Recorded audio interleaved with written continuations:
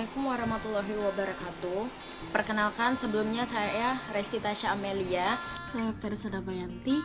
Di sini saya akan mempresentasikan hasil kerja kelompok saya bersama rekan saya yang berjudul Perancangan Sistem Informasi Penerimaan Mahasiswa Baru Berbasis Web. Di sini saya akan menjelaskan perancangan sistem informasi penerimaan mahasiswi baru berbasis web. Ada 3 tahapan proses penerimaan. Yang pertama pendaftaran, kedua seleksi masuk, dan ketiga registrasi. Di sini, sistem penerimaan mahasiswa baru mengharuskan semua tahapan dilakukan secara langsung di lokasi kampus. Hal ini menjadikan kendala bagi calon mahasiswa yang berdomisili jauh. Untuk mengatasi hal tersebut, maka dibuatlah perkembangan sistem yang baru menggunakan metode perencanaan dengan pendekatan berbasis web. Lalu di sini saya akan melanjutkan menjelaskan tentang flowchart. Di sini ada calon mahasiswa, panitia PMB, BAK, BAU, dan ketua STMIK. Di sini di mana calon mahasiswa melakukan pendaftaran online, lalu mengisi dan mentransfer biaya, dan yang akan diproses oleh panitia PMB dari data pendaftar dan konfirmasi biaya pendaftaran. Setelah diverifikasi dan valid, panitia PMB akan mengupdate database dan data pendaftar sudah didapatkan. Lanjut, pendaftar langsung mengisi formulir pendaftaran, lalu membayar biaya pendaftaran, penyerahan berkas, dan dilanjutkan jika lengkap diverifikasi berkas, database online, dan data peserta tes ada. Setelah data peserta tes diproses, maka database yang dihasilkan adalah laporan, bukti pembayaran, berkas, dan kartu tes. Lalu akan diproses oleh BAK, berkas pendaftaran, bukti pembayaran, dan laporan. Lalu diproses oleh BAU, biaya pendaftaran, dan ketua STMIK, laporan pendaftaran. Setelah itu, panitia PMB menyerahkan bukti pembayaran dan kartu tes kepada calon mahasiswa. Lalu calon mahasiswa melanjutkan tes seleksi masuk, dan panitia PMB menghitung nilai tes, lalu melaporkan hasil tes kepada ketua STMIK. Ketua STMIK menerima laporan hasil tes, lalu mengesahkan laporan hasil tes. Setelah dari mengesahkan laporan hasil tes, ketua STMIK mengumumkan kepada panitia, lalu panitia mengumumkan kepada mahasiswa, lalu mahasiswa melihat apakah mereka lulus atau tidak.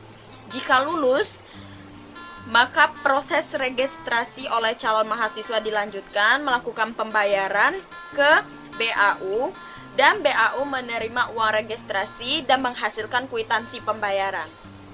Dari kwitansi pembayaran yang dihasilkan oleh BAU menyerahkan kembali kwitansi pembayaran tersebut kepada calon mahasiswa untuk calon mahasiswa perlihatkan kepada BAK bahwa ia sudah melakukan pembayaran.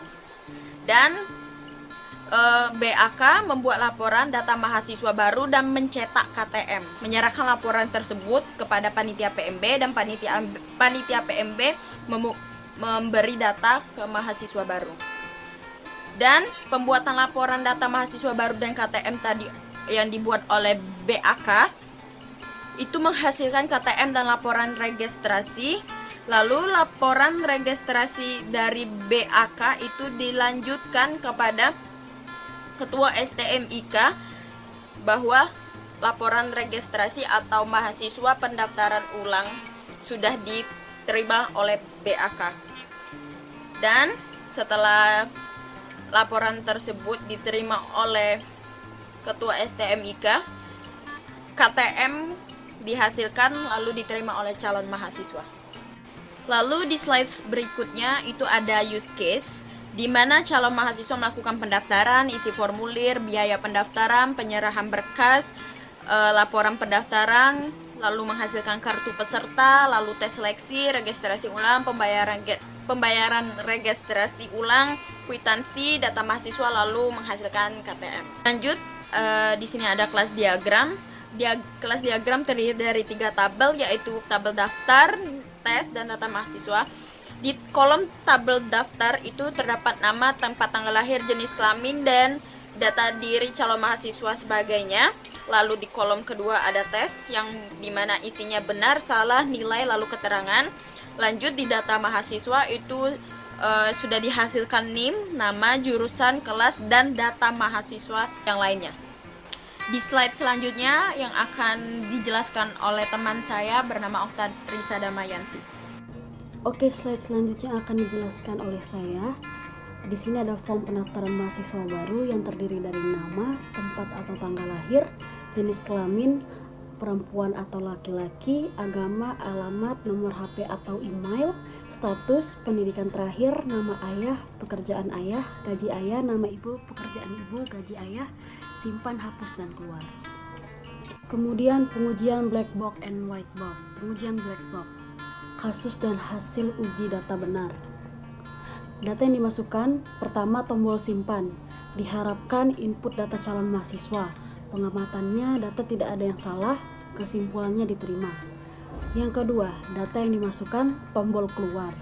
Diharapkan form bisa ditutup dan keluar dari form pendaftaran. Pengamatannya form pendaftaran tertutup dan kesimpulannya diterima. Yang ketiga, tombol hapus. Diharapkannya data yang sudah diinput dalam text box dibersihkan. Pengamatannya text box kosong kembali. Kesimpulannya diterima. Kemudian kasus hasil uji data salah. Yang pertama ada data yang dimasukkan input data calon mahasiswa tidak sesuai atau sudah digunakan. Diharapkannya muncul data kosong. Pengamatan data tidak ada yang salah. Kesimpulannya diterima. Yang kedua ada tombol simpan, diharapkannya tidak dapat disimpan dan nama mahasiswa tidak muncul di tabel simpan. Pengamatannya tabel tidak tampil dan data tidak tersimpan. Kesimpulannya diterima.